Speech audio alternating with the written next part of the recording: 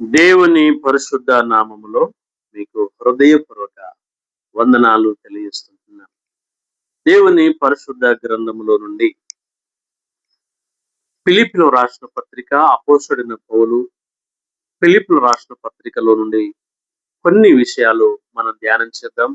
ఇందులో 4 అధ్యాయాలు ఉన్నవి. 104 వచనాలు ఉన్నవి. మొదటి అధ్యాయంలో 30 వచనాలు, రెండవ అధ్యాయంలో 30 వచనాలు, మూడవ అధ్యాయంలో 21, నాలుగవ అధ్యాయంలో 23 వచనాలు, టోటల్ గా 104 వచనాలు ఇందులో ఉన్నవి. అవన్నీ మనం ఇప్పుడు ధ్యానం చేయడానికి సమయము సరిపోదు, కానీ కొన్ని వచనాలు మనం ధ్యానం చేస్తూ ముందుకు సాగుదాం. ఆ సంఘస్థులు ఎలా ఉన్నారు, వారి సాక్ష్యం ఎంత గొప్పదో ప్రియ పౌలు గారు తెలుపుతూ ఉంటున్నాడు. ఈ సమయంలో పరిశుద్ధాత్మ దేవుడు నీతో నాతో మాట్లాడుతుండగా ఫిలిప్పీ సంఘము ఎలాగూ సాక్ష్యం కలిగి ఉందో మనం కూడా అలాగూ సాక్ష్యం కలిగి ముందుకు సాగుదాం. చదువుకుందాం. మరి మొదటి అధ్యాయము ఫిలిప్పీ రాసిన పత్రిక మొదటి అధ్యాయము 1వ వచనంలో మనం చూస్తున్నాం. ఫిలిప్పీలో ఉన్న క్రీస్తు యేసునందలి సకల పరిశుద్ధులు. కనుక ఫిలిప్పీ సంఘస్థులు ఎవరంటే పరిశుద్ధులు. దేవుడు పరిశుద్ధుడు గనుక వారు కూడా పరిశుద్ధులు. అవును, ప్రభు చెప్తున్నాడు, నేను పరిశుద్ధుడను గనుక మీరును పరిశుద్ధులై ఉండుడని. అదిగో లేవికాండం 19:2లో ప్రభు పలుకుతున్నాడు. హృదయ శుద్ధి గలవారు ధన్యులు, వారు దేవుని చూచుదరని మత్తయి పలుకుతుంటున్నాడు. మత్తయి సువార్త 5:8. హెబ్రీ గ్రంథకర్త పౌలు గారు కూడా అక్కడ పలుకుతున్నాడు, పరిశుద్ధత లేకుండా ఎవరు ప్రభును చూడలేరు అని. హెబ్రీ 12:14లో ఆ మాటలు మనం చూస్తుంటున్నాం.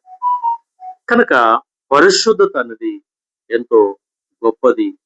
మరి ఆ ఫిలిప్పీ సంఘస్థులు ఎవరంటే పరిశుద్ధులు అనే సంగతి మనం చూస్తున్నాం.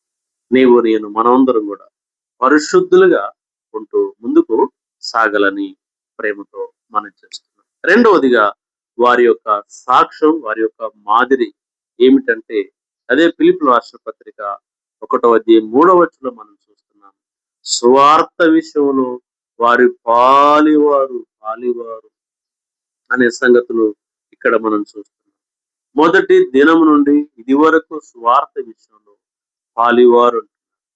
కనుక పౌలు గారు ఒక్కరే కాకుండా ఫిలిప్పీ సంఘస్థులు కూడా దేవుని పనిలో పాలివారుగా ఉన్నట్లు మనం చూస్తున్నాం.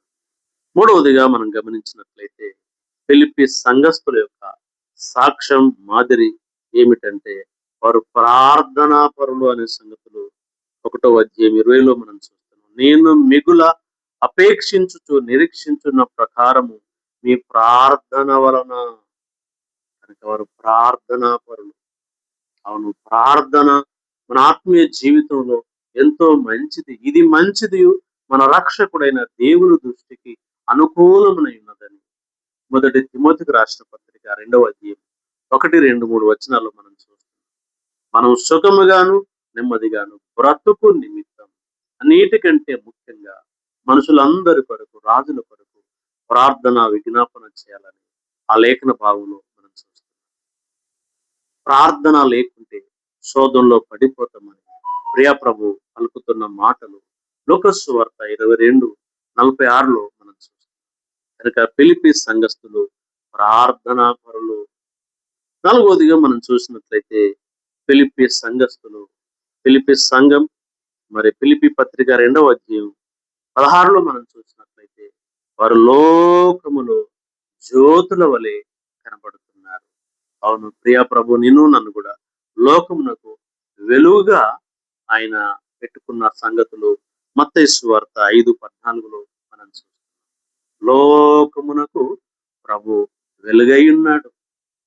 యోహాను సువార్త 8:12 చూస్తున్నాం. అయితే మనలో కూడా ప్రియ ప్రభు లోకానికి వెలుగుగా చేసిన విధానాన్ని అక్కడ మనం చూస్తున్నాం. వారు లోకమునకు వెలుగు. మనం ప్రభు లోకమునకు వెలుగు. అయితే మనము కూడా లోకమునకు వెలుగుగా ఉండాలనే సంగతులు మరి లేఖన భాగంలో మనం చూస్తున్నాం. ఆయన లోకమునకు వెలుగై ఉన్నాడని యోహాను 8:12 మనం చూస్తున్నాం. అయితే మనం కూడా లోకమునకు వెలుగుగా ఉండాలని ప్రియ ప్రభు చేశారు. అయితే ఫిలిప్పీ సంఘస్థులు లోకమునకు జ్యోతుల వలె కనబడుతున్నారు.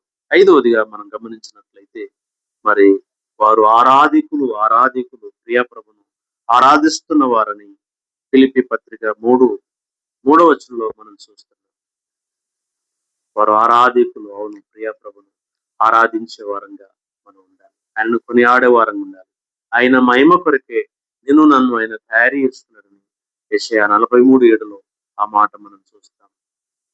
స్తుతియాగం అర్పించేవాడు నన్ను మహిమ పరుస్తున్నాడని కీర్తన 50:23 మనం చూస్తున్నాం. కాబట్టి ఆయన మనం మహిమ పరిచేవారంగా ఉండాలి అనే సంగతులు చూస్తున్నాం. 6వదిగా మనం చూసినట్లయితే ఫిలిప్పీ రాసిన పత్రిక 3వ అధ్యాయము 20వ వచనంలో చూసినట్లయితే మన పౌరస్థితి పరలోకమందున్నది, అక్కడ నుండి ప్రభువైన యేసు క్రీస్తును రక్షకుని నిమిత్తము కనిపెట్టుచున్న.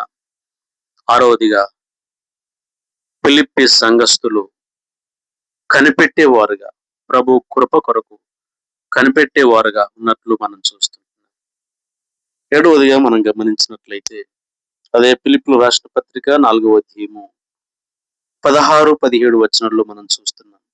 ఏలయనగా తెస్సలోనికలో కూడా మీరు మాటి మాటికి నా అవసరం తీర్చుటకు సహాయము చేస్తారు. కనుక దైవ సేవకుని అవసరాల కొరకు, అక్కర్ల కొరకు తమ వంతు సహకారాన్ని అందిస్తున్నటువంటి, అప్పుడప్పుడు కాదు, గుర్తుకొచ్చినప్పుడు కాదు, మాటి మాటికి వారు సహాయం చేసిన ఫిలిప్పీ సంఘస్థుల సాక్ష్యం, మాదిరి మనం చూస్తున్నాం. వాక్యం వింటున్న నా సహోదరి సహోదరుడు, ఫిలిప్పీ సంఘస్థులు పరిశుద్ధులు, సువార్తలో పాలివారు, ప్రార్థనా పరులు, జ్యోతుల వలె కనబడుతున్నారు. లోకములో ఆరాధికులుగా ఉన్నారు, కనిపెట్టేవారు ఉన్నారు, సహాయం చేసేవారుగా ఉన్నారు. అలాంటి లక్షణాలు మనము కూడా కలిగి ఉంటూ ప్రభుకు మహిమ తెస్తూ ప్రభు ఇచ్చే బ్లెస్సింగ్ ను పొందుకుందాం. God bless you.